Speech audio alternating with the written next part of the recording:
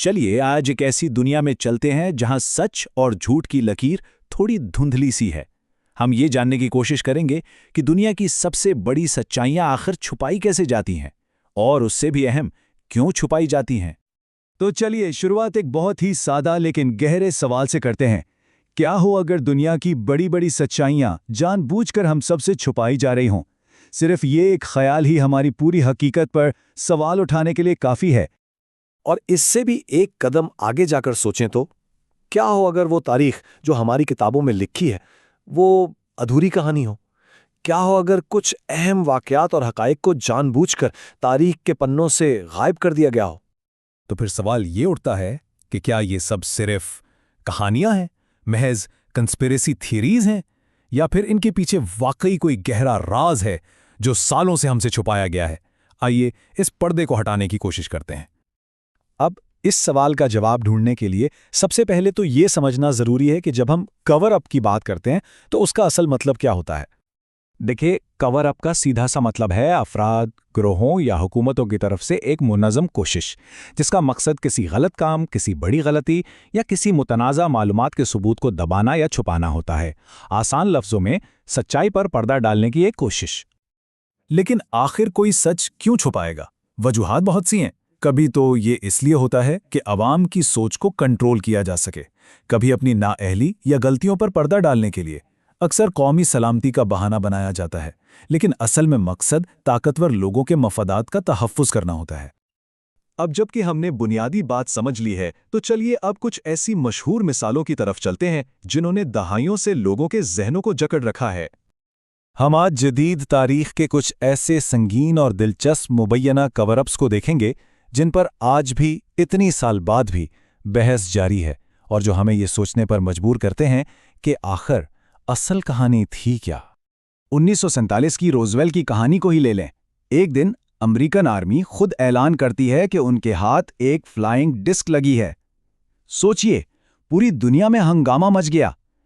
लेकिन अगले ही दिन सिर्फ 24 घंटे के अंदर पूरी कहानी पलट जाती है। वो फ्लाइंग डिस्क अब एक मामूली मौसमी गुब्बारा बन चुकी थी। इतनी जल्दी कहानी क्यों बदली? यही वो सवाल है जो आज तक पूछा जाता है। या फिर सदर कैनेडी के कत्ल का केस, सरकारी वर्जन के मुताबिक एक अकेला गनमैन था, लेकिन फिर एक मैजिक बुलेट की थ्योरी सामने आती है। एक ऐसी गोली जिसने गोया हवा में अपना रास्ता बदला और अजीबो-गरीब जावियों से कई जख्म लगाए। ये वो तज़ादात हैं जो लोगों को आज भी ऑफिशियल स्टोरी पर शक करने पर मजबूर करते हैं। और ये सिलसिला सिर्फ यहीं नहीं रुकता।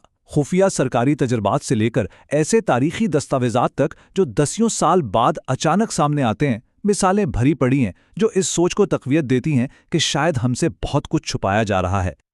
तो ठीक है, ये कहानियां तो हो गईं, लेकिन अब आते हैं असल सवाल पर। हम इन पर यकीन ही क्यों करते हैं? इसके लिए हमें इंसानी जहन की गहराइयों में उतरना होगा। आखिर इन कहानियों में ऐसी क्या कशिश है जो उन्हें इतना ताकतवर बना देती है? हमारे अंदर ऐसा क्या है जो इन पर यकीन करना चाहता है? इसके पीछे हमारी नफ्सियात के कुछ बहुत बुनियादी उसूल हैं। सबसे पहले तो हमारा दिमाग बेतरतीबी को पसंद नहीं करता। एक पेचीदा और खौफनाक वाक़ये की कोई सादा सी वजाहत हमें सुकून देती है। फिर एक और बात है, हम फितरतन ताकतवर इदारों पर शक करते हैं। इसके अलावा हमारा दिमाग पैटर्न ढूंढने के लिए बना है। ये नुक्तों को जोड़ता है, भले ही उनके दरमियान कोई हकीकी ताल्लुक ना भी हो। और आखिर में जब हम किसी ऐसी कहानी पर यकीन करते हैं जिस पर दूसरे भी यकीन करते हैं, तो हमें एक कम्युनिटी और अपनेपन का एहसास मिलता है। और हाँ, इस पूरे तस्वीर में मीडिया के किरदार को भी हम भूल नहीं सकते। चाहे अच्छा हो या बुरा, मीडिया इन कहानियों को ना सिर्फ शक्ल देता है बल्कि उन्हें बहुत तेजी से फैलाता भी है। अब हम अपने आखिरी हिस्से की तरफ चलते हैं, जो शायद सबसे अहम है कि आखिर इस सब के बीच सच्चाई को परखने का पैमाना क्या हो। ये कहानियां सुनने में जितनी भी दिलचस्प क्यों ना हो, ये याद रखना बहुत ज़रूरी है कि हर थ्योरी, हर दावा जांच पड़ताल की कसौटी पर पूरा नहीं उतरता। और यहां पर सबसे बुनियादी फर्क समझने वाला है सबूत और क़यास-आराई के दरमियान। सबूत यानी एविडेंस वो चीज़ है जिसकी तस्दीक की जा सके, जिसके पीछे हक़ाइक़ हों, माहिरीन की राय हो। जबकि दूसरी तरफ है क़यास-आराई, जिसमें सिर्फ दावे होते हैं, अंदाजे होते हैं, लेकिन कोई ठोस सबूत नहीं होता। तो इस पूरे इन्फॉर्मेशन के समंदर में हमारे पास सबसे ताकतवर औजार क्या है? वो है तनकीदी सोच, यानी हर चीज को आंखें बंद करके मानना लेना, सवाल उठाना, सबूत तलाश करना और फिर अपनी राय कायम करना। और आखिर में एक गहरी सोच जिस पर गौर करना चाहिए कि सच और झूठ के दरमियान सिर्फ सबूत होता है, मगर जब सबूत ही किसी के कंट्रोल में हो तो फिर सच तक पहुंचना इतना आसान नहीं रहता।